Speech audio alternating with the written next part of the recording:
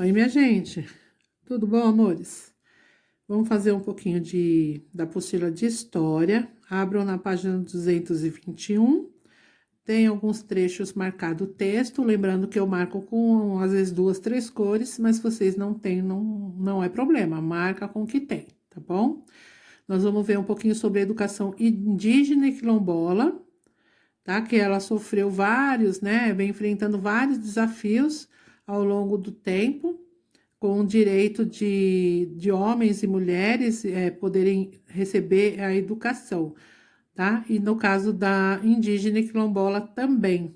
Nas terras indígenas e comunidades quilombola do Brasil, na atualidade, os moradores lutam para que sejam estabelecidas escolas públicas. Apesar das grandes diferenças que existem entre elas, ambas, né, tanto a indígena quanto a quilombola, elas exigem seus direitos educacionais, que é estendido a eles também, né? É o mesmo direito deles, o nosso. Na maioria dos casos, as escolas públicas se localizam na cidade, muito distante dessas comunidades, né? E o que acontece é que às vezes a criança deixa de ir porque é muito longe, tem que percorrer um caminho muito grande para ir, para voltar, são muitos quilômetros, então elas acabam abandonando a escola. E na Constituição de 1988, reconheceu a importância da identidade indígena e quilombola e que esses grupos passaram a atuar na luta pelos direitos à educação em suas comunidades. A educação indígena foi reconhecida como um direito só em 1999 e a quilombola em 2012. Né? Isso tinha que ser reconhecido desde sempre. As escolas localizadas nessas comunidades ensinam na própria língua, né, as tradições sobre o patrimônio deles, além de conteúdos comuns às escolas não indígenas ou quilombolas. Então, além do português, matemática, geografia, eles aprendem sobre a comunidade deles, a história deles, a língua deles, tá?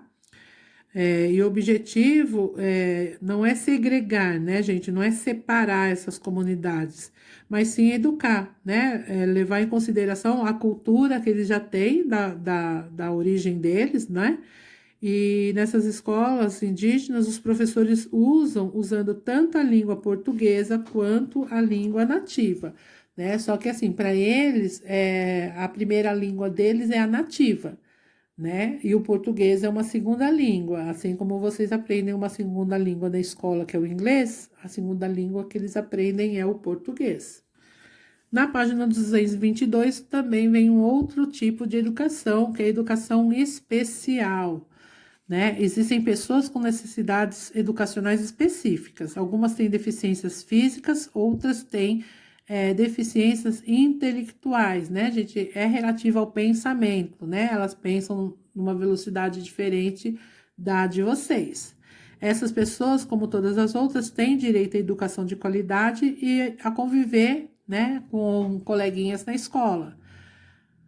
Aí fala um pouco do bullying, que fazer piada ou excluir de qualquer forma uma pessoa com deficiência, não importa que deficiência que seja, é errado, é contrário à formação do cidadão, tá bom? Um verdadeiro cidadão nunca tem esse tipo de atitude preconceituosa, qualquer que seja o preconceito, né? Nos alunos com deficiência física, algumas crianças têm deficiência em decorrência ao nascimento, ou alguma doença, ou algum acidente, e essas crianças precisam de ajuda para andar, para escrever e para comer. No entanto, isso não impede elas de frequentarem uma escola e de brincarem com outras crianças, tá? Aí tem uma ilustração de uma sala de aula onde tem um menino cadeirante. Pessoas com deficiências físicas podem frequentar escolas regulares.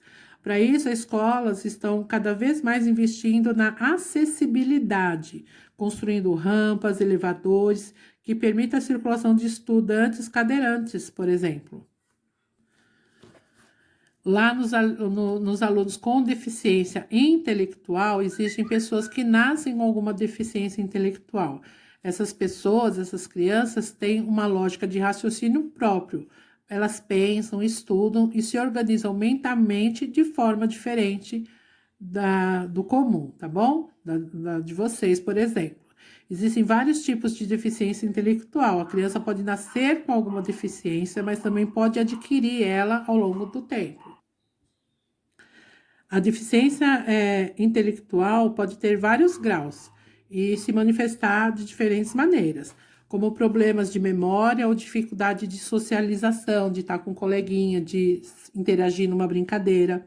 Quando a deficiência é leve ou moderada, a pessoa costuma ir numa escola regular.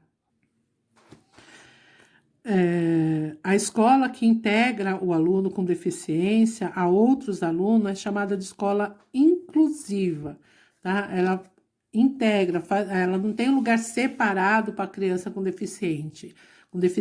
Eles participam junto com os outros coleguinhas, né? Isso é chamada de escola inclusiva. Na atividade de olho no local, vocês vão pesquisar e escrever o significado de acessibilidade. O que é acessibilidade? Na atividade 2, vocês vão pesquisar, né? Existe acessibilidade para as pessoas que transitam com cadeira de rodas, muletas ou bengalas? Em quais lugares? Sugira mudanças que possam favorecer a acessibilidade. Então, algum lugar público que vocês conheçam, que lá tem acessibilidade, tem rampa, tem aquele piso tátil, né, para o cego que usa bengala poder encontrar o caminho, né? A B não precisa fazer, só leiam e a gente vai fazer um bate-papo. Na página 224, vai falar sobre os profissionais da educação especial. Né? Também existem escolas específicas para crianças e jovens com deficiências mais graves, que necessitam de um atendimento diferenciado. Nessas escolas, realmente é diferente, lá tem profissionais fonoaudiólogo, fisioterapeuta, terapeutas ocupacionais, além de outros tipos de profissionais que possam atender a necessidade desse aluno. Tá? Então, existem vários tipos de escola, várias formas de ensinar, de aprender, e elas foram mudando com o passar do tempo. Conforme as pessoas foram reivindicando, os grupos sociais foram se organizando e fazendo essas reivindicações, elas foram acontecendo. Atualmente, a educação é um direito de todos, adaptando-se conforme a necessidade de cada grupo de aluno. Aqui vocês vão pesquisar o significado de fonoaudiólogo, fisioterapeuta e terapeuta ocupacional. Vocês podem escrever de forma resumida. Na página 225, vocês vão ler esse textinho sobre o Brasil possuir cerca de 2,5 milhões de crianças e adolescentes que estão fora da escola. Vocês vão ler e responder quem são essas crianças e jovens que estão fora da escola, de acordo com a reportagem, tá? A B a gente pode fazer juntos durante a aula, né? E a C vocês podem fazer, porque a manutenção das crianças na escola é importante, porque ter a criança lá na escola é importante. E a fichinha que vocês vão fazer é a 121 e 122. Qualquer dúvida, vocês me procurem no grupo de Tira Dúvidas. E